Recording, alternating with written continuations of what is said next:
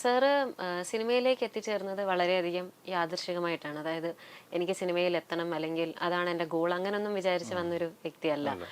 അതായത് ഏതോ ഒരു പോയിന്റിൽ സിനിമയിലേക്ക് വളരെയധികം അൺഎക്സ്പെക്റ്റഡ് ആയിട്ട് എത്തിച്ചേരുന്നു. പക്ഷെ ഒരുപാട് പാട്ടുകാർ ഒരുപാട് കമ്പോസേഴ്സ് ഒക്കെ ചിലപ്പം എത്തിച്ചേരുന്നതാ എനിക്ക് സിനിമയിൽ എത്തണം, എനിക്ക് സിനിമ കമ്പോസർ ആവണം, മ്യൂസിക്കൽ ഡയറക്ടർ ആവണം എന്നൊക്കെ വിചാരിച്ചു കഴിഞ്ഞാൽ അങ്ങനെ ഒരു പാഷൻ അവരുടെ ഒരു പ്രൊഫഷനായി കഴിയുമ്പോൾ നമ്മുടെ ഡെയിലി റുട്ടീനായി മാറുകയാണ്. അപ്പം ഉണ്ടാവുന്ന ഒരു വികാരം എന്ന് പറഞ്ഞാൽ വേറൊരു, അതായത് ഒരു ഡ്രീം കം ട്രൂ മൊമെന്റ്. പക്ഷെ സാറിനെ സംബന്ധിച്ച് യാദൃശികമായിട്ട് വന്നതുകൊണ്ട് തന്നെ യാദൃശികമായിട്ട് നമ്മൾ എത്തിച്ചേരുന്നു, ഇത് നമ്മളുടെ ഒരു റുട്ടീനായി മാറുന്നു. അപ്പം എന്താണ് സാറിന്റെ ഒരു വികാരം എന്ന് പറഞ്ഞാൽ? യാദൃച്ഛികം എന്ന് പറഞ്ഞാല് ശരിയാണ്. ഞാൻ അങ്ങനെ മോഹിച്ചിട്ട് കാര്യമില്ലാത്തൊരവസ്ഥ. മോഹമൊക്കെ ഉണ്ടാവും. അങ്ങനെ ഒരു ആസ്പിറേഷൻ ആരാണ് സിനിമയിൽ നമ്മളെ കൊണ്ടുവരാൻ ഉള്ളത്? ആരുമില്ല ചുറ്റും. അങ്ങനെ പരിചയമുള്ള ആരുമില്ല. വിദൂരമായ പരിചയം പോലും നമുക്കൊന്നും സിനിമയിൽ ഇല്ല. പക്ഷേ ആകസ്മികമായിട്ട് വരുമോ ഇല്ലയോ എന്നുള്ളതല്ല വിഷയം. How much you are equipped എന്നുള്ളതാണ് വിഷയം. എന്തുമാത്രം ഇതറിയാം, പണി അറിയാം, എന്തുമാത്രം പഠിച്ചിട്ടുണ്ട് എന്നുള്ളതാണ് വിഷയം. എത്താതിരിക്കുകയോ ചെയ്യട്ടെ, പഠിച്ചിട്ടുള്ള എത്രയോ പേര് എത്താതിരുന്നിട്ടുണ്ട്, പഠിക്കാതെ എത്രയോ പേര് എത്തിയിട്ടുണ്ട്, അല്ലേ? അപ്പം എത്താതിരിക്കുക എന്നുള്ള വിഷയമല്ല. നമ്മൾ പഠിച്ചിട്ടുണ്ടോ, നമ്മൾ അതിനെക്കുറിച്ച് അന്വേഷിച്ചിട്ടുണ്ടോ, നമ്മൾ ഹാർഡ് വർക്ക് ചെയ്തിട്ടുണ്ടോ, പാഷനേറ്റ് ആണ് എന്നുള്ള ഒറ്റ കാരണം കൊണ്ട് നമ്മൾക്ക് അവിടെ എത്താൻ ഒരു യോഗ്യതയും ഉണ്ടെന്ന് ഞാൻ വിചാരിക്കുന്നില്ല. നമ്മളതിന് പണിയെടുത്തിട്ടുണ്ടോ ഇല്ലയോ എന്നുള്ളതാണ് എൻ്റെ വിഷയം. Passion is another thing. ചിലർ അഭിനയിക്കാൻ മോഹവുമായിട്ട് എനിക്ക് ജീവിതത്തിൽ അഭിനയിച്ചേ പറ്റൂ. അത് അഭിനയ കല എന്ന് പറയുന്ന ഒരു ഇതാണെങ്കിൽ he can go to or she can go to a theatre, അല്ലേ? ഒരു നാടക പരിശീലന കളരിയിലോ നാടക പോവാലോ. എന്താണ് സിനിമാഭിനയം മാത്രം ഒരു ഇത്? സോ അതിന്റെ ഗ്ലോറി, അതിന്റെ അല്ലേ, അതിന്റെ ഗ്ലോ, അതാണ് ഉദ്ദേശം. അല്ലാതെ ആക്ടിങ് അല്ല. നാടകത്തിൽ അഭിനയിച്ചാൽ അത്രയ്ക്ക് ചിലപ്പോൾ പ്രശസ്തി നേടാൻ പറ്റില്ല, കുറച്ച് പണിയെടുക്കേണ്ടി വരും ശാരീരികമായിട്ട്. സിനിമയിൽ അപ്പം എന്ന് വെച്ചാൽ എളുപ്പത്തിൽ കിട്ടും എന്നുള്ളൊരു ധാരണ വരുന്നതുകൊണ്ടാണ് സിനിമാഭിനയമാണ് എൻ്റെ പാഷൻ എന്ന് പറയുന്നത്. So passion has nothing to do with our genuine passion. നമ്മൾ ജെനുവിൻലി മ്യൂസിക്കാണ് പാഷൻ. സിനിമയിൽ പ്ലേ ബാക്ക് സിംഗിങ് പാഷനാവരുത്, മ്യൂസിക് ആയിരിക്കണം പാഷൻ, സിംഗിങ് ആയിരിക്കണം പാഷൻ.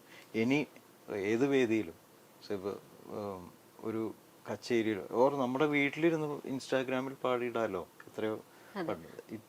അതുപോലും പാഷനായിരിക്കണം. സിനിമയിൽ പ്ലേ ബാക്കാണ് എൻ്റെ പാഷൻ എന്ന് പറയരുതെന്ന് ഞാൻ പറഞ്ഞത്. അതാണ് വ്യത്യാസം.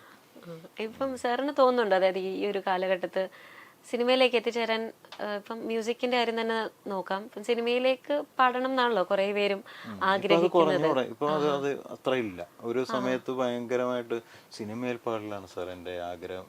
ഇപ്പൊ കുറഞ്ഞു പറഞ്ഞ ഇപ്പൊ ഇൻഡിപെൻഡന്റ് മ്യൂസിക് രംഗം വളരെ ശക്തമായിട്ട് മുന്നോട്ട് വരുന്നു. അവിടെ ഹാപ്പനിങ്സ് നടക്കുന്നു. എത്രയോ പ്ലേ ബാക്കിൽ പാടാത്ത എത്രയോ പേര് ഇൻഡിപെൻഡന്റ് മ്യൂസിക്കിൽ തിളങ്ങുന്നു, അല്ലേ? ഇപ്പൊ ഈ ഹിപ്പ് ഹോപ്പ് സിംഗേഴ്സ് ഒക്കെ അവർ പ്രശസ്തരായതിനു ശേഷമുള്ള സിനിമയിൽ ഇവരെ വിളിച്ച് പാടിയിരുന്നു. അങ്ങനെ എത്രയോ പുതിയ കുട്ടികൾ, ഇപ്പൊ എന്തോ മറ്റേ ഹരീഷ് ശിവരാമകൃഷ്ണനൊക്കെ സിനിമയിൽ പാടിയിട്ടല്ലല്ലോ പ്രശസ്തൻ. അങ്ങനെ ഒരു വേറൊരു മേഖല ഇവിടെ സമ്പുഷ്ടമായിട്ട് വരുന്നുണ്ട്. So they are not waiting for a playback. And playback singers ഇപ്പോൾ സിനിമയിൽ പാടിയാൽ എത്ര പേര് ശ്രദ്ധിക്കുന്നുണ്ട്? പാട്ട് ചിലപ്പോൾ ശ്രദ്ധിക്കായിരിക്കും, പക്ഷെ ആരാ പാടിയെന്നൊരു മനുഷ്യനും അറിയില്ല. അങ്ങനെയുണ്ട്. സോ ഒരു ആർട്ടിസ്റ്റിന്റെ സെൽഫ് മാനേജ്മെന്റ് എന്ന് പറഞ്ഞാൽ it is not need not be in movies. അത് എന്ത് രീതിയിലും പാടി എവിടെയെങ്കിലും പാടി പബ്ലിഷ് ചെയ്യുക, അത് ചില ശ്രദ്ധിക്കപ്പെടും. അങ്ങനെയാണല്ലോ. സാർ ഇപ്പോൾ ഒരു മ്യൂസിക് കമ്പോസ് ചെയ്ത് കഴിഞ്ഞിട്ട് ഇപ്പം ഇന്ന ആളാണ് ഇതിന്റെ സിംഗർ ആവേണ്ടതെന്ന് എന്ത് ക്രൈറ്റീരിയ വെച്ചിട്ടായിരിക്കും? അത് നമുക്കറിയാവുന്ന കുറച്ച് സെറ്റ് ഓഫ് സിംഗേഴ്സ് ഉണ്ടല്ലോ. അവരെ എങ്ങനെ മാച്ച് ചെയ്ത് നോക്കും. ശൈലിയും പ്രൊനൗൺസിയേഷൻ, ആറ്റിറ്റ്യൂഡ്, ഇതെല്ലാം നമ്മൾ മാച്ച് ചെയ്ത് നോക്കും, സങ്കല്പിച്ച് നോക്കും. അങ്ങനെയാണ് പാടിക്കുന്നത്. പിന്നെ അറിയാത്ത സിംഗർ ചിലപ്പോൾ നമ്മൾ ഇൻസ്റ്റയിലോ അല്ലെങ്കിൽ മറ്റെവിടെയെങ്കിലും വേദിയിൽ കേൾക്കുമ്പോൾ ഒരു സർപ്രൈസ് ഫീൽ ചെയ്യുമ്പോൾ അവരെ ഫോളോ ചെയ്യും. അത്രേ. സാറ് പറഞ്ഞല്ലോ, അതായത് ഇപ്പോഴത്തെ ഒരു കാലഘട്ടത്തിൽ ഇപ്പം പ്ലേ ബാക്ക് സിംഗിങ്ങിന് കൂടുതൽ ആഗ്രഹിക്കുന്നതിലും അപ്പുറം ഇൻഡിപെൻഡന്റ് സിംഗിങ് ഉള്ളത് കൊണ്ട് കൂടുതൽ ആൾക്കാരും അങ്ങനെ പോകുന്നതാണ് ആഗ്രഹിക്കുന്നത്. അത് റിയാലിറ്റി ഷോസ് ഒക്കെ വന്നതുകൊണ്ടാണെന്ന് തോന്നിയിട്ടുണ്ടോ? അതുകൊണ്ടൊന്നുമല്ല. റിയാലിറ്റി ഷോ എന്ന് പറഞ്ഞാൽ ഇത്ര റിയാലിറ്റി ഷോയിൽ വന്ന് വളരെ കുറച്ച് ഹാൻഡ്ഫുൾ ഓഫ് ആൾക്കാരല്ലേ അങ്ങനെയൊക്കെ വന്നിട്ടുള്ളൂ. റിയാലിറ്റി ഷോ അതൊരു നമ്മൾ പഴയ പാട്ട് അതേപോലെ പഠിച്ച് പാടുന്നത് ചിലപ്പോൾ ആ പാട്ട് കേൾക്കുമ്പോൾ നമ്മൾ അത്ഭുതപ്പെട്ടേക്കാം. ബട്ട് പുതിയൊരു പാട്ട് നേരത്തെ പറഞ്ഞ ഒരു ക്രിയേറ്റീവ് കോൺട്രിബ്യൂഷൻ ഉണ്ട് സിംഗറിൻ്റെ രീതിയിൽ. സോ വരികൾ മനസ്സിലാക്കുക, എക്സ്പ്രഷൻ മനസ്സിലാക്കുക, സ്വന്തമായിട്ട് ജെന്യുവിൻ ആയിട്ടുള്ള സ്വന്തം സിംഗിങ്. ഇപ്പോൾ പഴയ singers P Jayachandran, Yesudas sir അങ്ങനെയുള്ളവരുടെ പാട്ട് എടുത്തു നോക്കിയാൽ അവർക്കൊക്കെ വേറെ വേറെ ശൈലികളാണ്. How they pronounce. നമ്മൾ ഇപ്പോൾ പഴയ ഇപ്പോൾ ഈ ശങ്കരകുറുപ്പിൻ്റെ ഒരു പാട്ട്, പ്രശസ്തമായ പാട്ടുണ്ട് ദക്ഷിണാമൂർത്തി, അദ്ദേഹം ഈണവിട്ട യേശുദാസ് സാർ പാടിയതാണ്.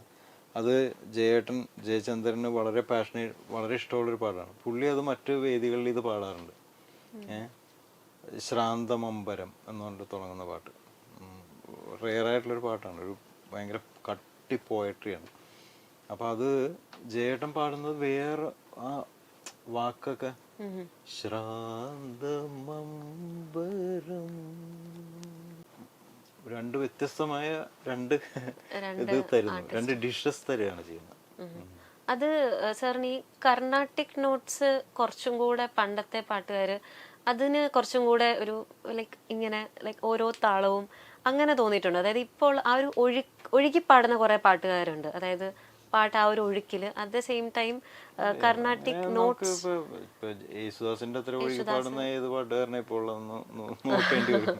അല്ലെങ്കിൽ മുഹമ്മദ് റഫിയുടെ പോലെ അല്ലെങ്കിൽ ലതാ മങ്കേഷ്കറിന്റെ പോലെ പാടുന്ന അത് അങ്ങനെയൊന്നുമില്ല. ചിലപ്പോ ചില പഴയ കമ്പോസേഴ്സ് മിക്കരും മലയാളം ഒരു തമിഴ് നോക്കുമ്പോൾ കമ്പോസേഴ്സ് ഒക്കെ കർണാട്ടിക് മ്യൂസിക്കിലായിരിക്കും അവർ പ്രവീണരായിട്ടുള്ളവർ. സോ ചില പാട്ടുകൾ പിന്നെ അന്ന് പാട്ടുകൾ അവർ കൊടുക്കുന്നതാണല്ലോ പാട്ട്. സോ ഇപ്പോൾ നാദബ്രഹ്മത്തിൻ സാഗരം നീന്തിവരും ദേവരായ മാഷ ചെയ്തു, അദ്ദേഹം തന്നെയാണ് കായാമ്പൂ കണ്ണിൽ വിടരും ചെയ്തത് അല്ലേ. അപ്പൊ അതിന് വ്യത്യസ്തമായ ഇപ്പോൾ സന്ധ്യമയങ്ങും നേരം ഗ്രാമചന്ത ബന്ധുരേ രാഗബന്ധുരേ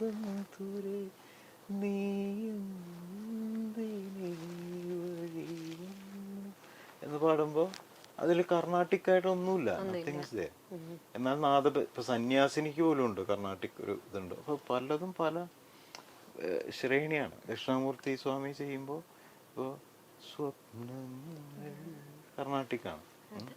എന്നാൽ അദ്ദേഹം ഇത് ചെയ്തു, എൻ മന്ദഹാസം ചന്ദ്രികയായെങ്കിൽ എന്നും പൗർണമി, അത് വേറൊരു മെല്ലങ്കലിയാണ്.